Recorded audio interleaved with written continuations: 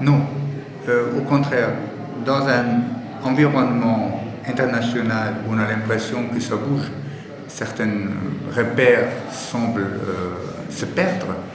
Je pense que la relation entre la France et l'Allemagne sont, du moins du côté allemand, et ce que j'entends en France aussi, au centre de ce qui doit être solide, de ce qui doit tenir. Donc c'est absolument essentiel que dans ce monde qui bouge, le franco-allemand montre que ça résiste.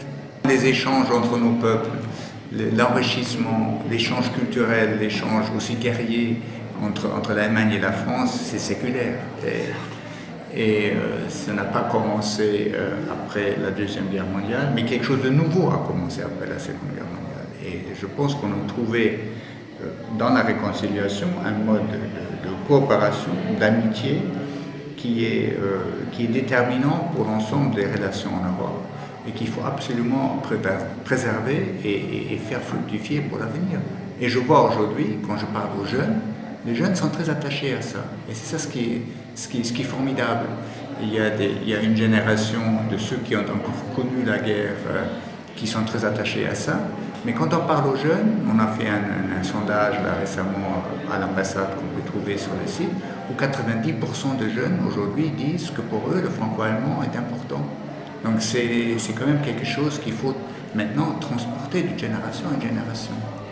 Le message, c'est qu'il faut aborder l'avenir avec optimisme. Nous avons tout, la France, l'Europe, pour réussir. On a des défis devant nous, oui. On a des défis qui sont importants, oui. Mais il ne faut pas se laisser abattre en quelque sorte. L'Europe a des énormes capacités, la France a des énormes capacités. Ce continent vit en fait un moment unique dans son histoire et il ne faut pas qu'on pense que ce qui a été obtenu, ce qui a été réussi dans le passé ne sert pas, on ne peut pas servir de base pour de futures réussites. Donc, pour moi, c'est un message d'optimisme, un message de nous pouvons y arriver, mais il faut qu'on y croie aussi. Il faut vouloir avancer sur ce chemin. Les relations entre la France et l'Allemagne aujourd'hui sont basées à deux niveaux, sont construites sur deux niveaux, si vous voulez. Il y a une relation très forte entre la société civile. Vous le voyez ici dans votre maison d'Heidelberg à Montpellier. On le voit dans beaucoup d'autres endroits en France. On les voit des endroits en Allemagne. C'est les partenariats universitaires, de villes, d'associations, de coopération. Et ce tissu est très fort. Et c'est sur ce tissu-là, après ça, à un deuxième niveau, il y a la coopération entre les gouvernements. Et la coopération entre les gouvernements se fait, et c'est fait avec une conviction, du moins de notre part, que c'est absolument indispensable pour faire avancer l'Europe. Et je suis persuadé qu'on trouvera dans un prochain gouvernement français un partenaire constructif. Aux Pays-Bas, on en parlait, M. Wilders a eu 13%. Ça veut dire plus de 85% des Néerlandais ont voté pour d'autres partis. Donc, il faut quand même mettre les choses en proportion. En Allemagne, oui, ça nous préoccupe, mais nous voyons aussi que maintenant où la grande vague de réfugiés s'est un peu entrée dans l'ordre en quelque sorte en Allemagne, le soutien pour ce parti est aussi en train plutôt de s'affaisser un peu que d'augmenter. C'est pour ça que je pose la question, est-ce que ça augmente? Dans les sondages aujourd'hui, le parti est autour de 10 ou à moins de 10%. Et on va avoir des élections régionales au printemps. Et ça sera le moment pour réellement mesurer s'il y a une augmentation encore ou plus.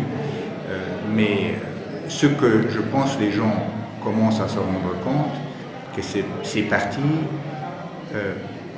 jouent souvent avec les peurs des gens, mais n'apportent pas de solution aux problèmes devant lesquels nous nous trouvons. Oui, le monde est à un moment,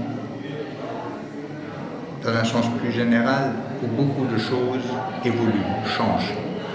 Et il faut accompagner ce changement d'une manière constructive. Si nous n'arrivons pas à accompagner ces changements, on va avoir des déceptions dans nos opinions publiques, dans nos populations. Et les changements sont à la fois des changements géopolitiques, dont on parle souvent autour de nous, la Syrie, les réfugiés, le terrorisme, la Russie, les États-Unis, mais c'est aussi des changements profonds côté de l'industrie. On va vers une numérisation de l'industrie qui va changer notre mode de vie, notre mode de fabrication, notre mode de travail.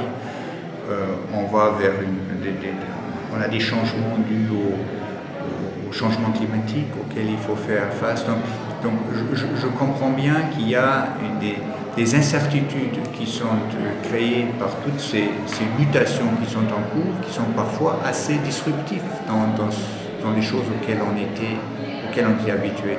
Donc l'Europe va réussir, si elle arrive à accompagner ces mutations, ces évolutions, avec un état d'esprit positif, de vouloir y arriver.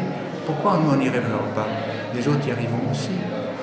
Donc il faut aborder ces mutations avec un esprit constructif et positif, et je pense qu'on a toutes les chances en tant que continent, en tant que construction européenne, en tant qu'Allemagne, en tant que France, d'y arriver.